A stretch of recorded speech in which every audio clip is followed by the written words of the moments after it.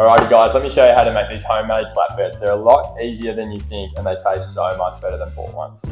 So flatbreads, I just literally do my pizza dough recipe. The basic one I do is 60% hydrations, and that's just a really easy dough to work with. I like to use 00 flour for all my kind of hitters and things like that. Alright, so we're gonna go in with 500 grams of flour, tear off our scales, and then we can add 300 grams of water. So this first step is just called orderlies.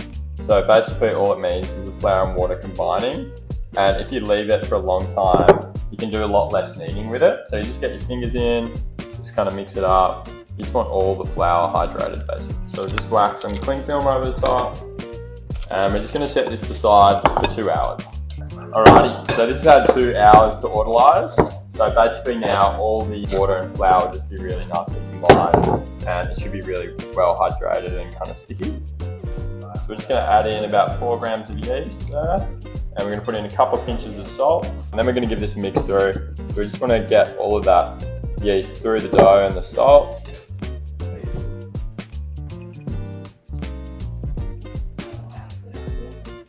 Alright, so I'm really happy with how that dough is feeling. I'm just going to give it a little sprinkle, just get some flour on your hands, use the dough scraper. So unlike pizza, we're not going to give it a bulk rise. What I'm going to do is just cut the dough roughly in half. You can weigh them if you're going to be real pedantic. Just going to make little ones, so I want to end up with 8. And then we're going to give them a little roll. So you can use your hand like this and press down to get them back into a ball shape. You can just place them to one side. Or if you're finding that a little bit tricky, you can just sort of push them up underneath itself.